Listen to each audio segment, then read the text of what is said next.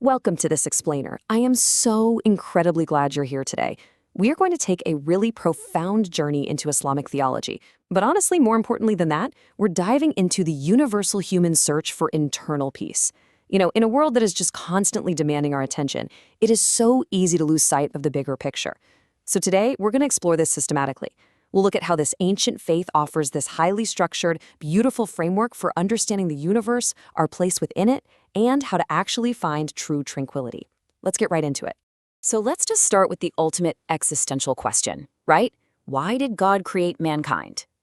In our modern world, let's be real, we are constantly chasing these temporary dopamine hits. We're running after fleeting pleasures, looking for happiness in wealth or status or the next big tech upgrade. And yet, despite all of that, the human soul so often just feels this unexplainable void. We kind of wander aimlessly, and our hearts just stay restless. But what if the source of true joy isn't actually in what we possess, but in whom we connect with? There's this incredibly beautiful verse from Surah Al-Ra'd, and it explicitly links that true peace directly to the Creator. Islamic theology teaches that God is actually the designer of that flow state we feel in our most creative moments and the profound peace we find when we're out in nature. We are literally wired to need this connection.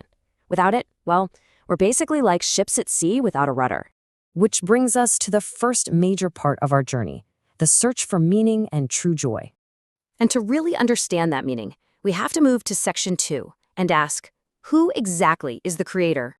Islam introduces us to Allah, not as some distant, abstract force floating out there, but through very specific, beautiful attributes. First up, we have Al-Khaliq, the Creator. Now, this isn't just about making things. Islamic theology defines this as bringing something into existence out of absolute nothingness, without depending on any prior material whatsoever. He's the sole originator of the universe, possessing absolute, total power over all matters and all of nature. Next is Ar-Rahman, the most merciful or the beneficent. Our sources emphasize this fascinating historical hadith, where it's recorded that God actually made an obligation on himself, stating, "My mercy supersedes my wrath." Just think about that. He cares so deeply for his creation. This attribute is a constant, reassuring reminder that no matter how far we might drift away, the door to forgiveness and divine sustenance, it's always wide open. And then we have Al-Wadud, the loving. I love this one because it completely shatters that misconception of a cold, detached deity. It actually invites believers to develop a deeply personal, warm, and affectionate relationship with the divine. It's literally the source of the love that we experience in our own day-to-day lives, just trickling down from the Creator to the creation. Now, to really build our philosophical understanding here, we have to grasp the difference between a creator and a maker. Let's use a visual metaphor. Say I am in my workshop, carving a beautiful verse of the Quran into a piece of wood. In that scenario, I am a maker. I'm taking existing wood and shaping it based on my skills.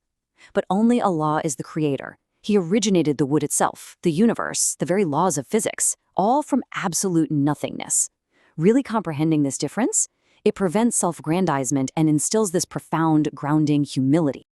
Moving on to section 3, let's talk about how this translates into our character and attracts divine mercy.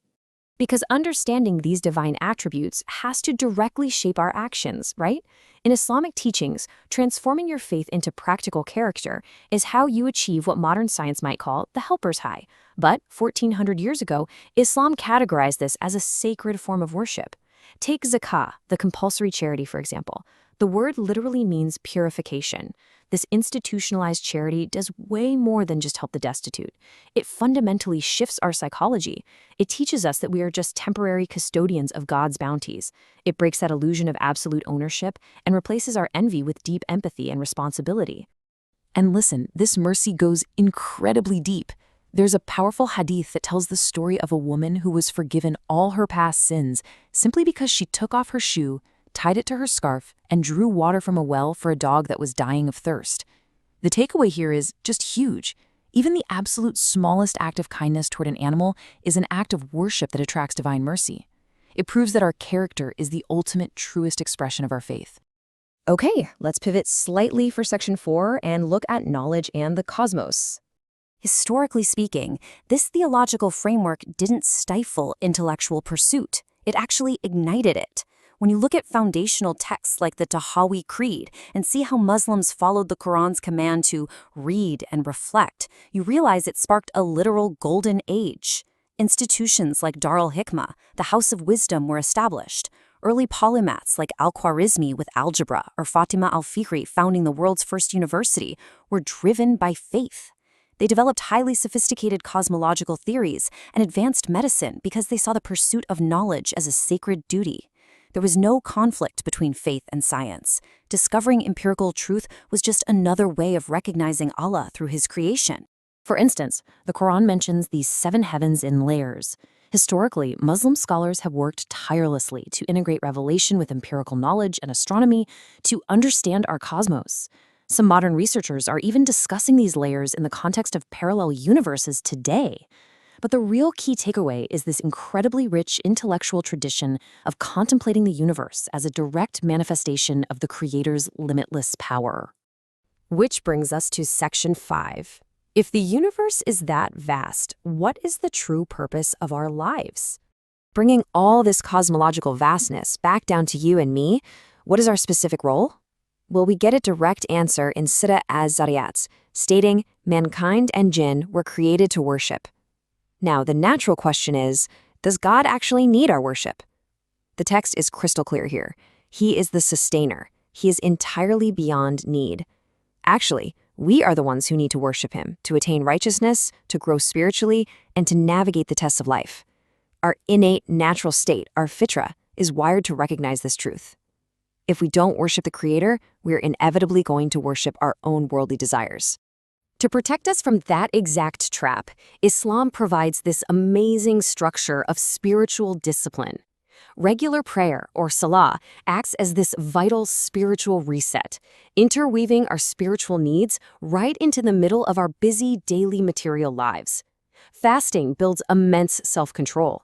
And through sincerity, the concept of Ihsan, doing everything as if you literally see God, even the most mundane acts, like your daily work or being kind to a neighbor, are transformed into ibadah, or worship.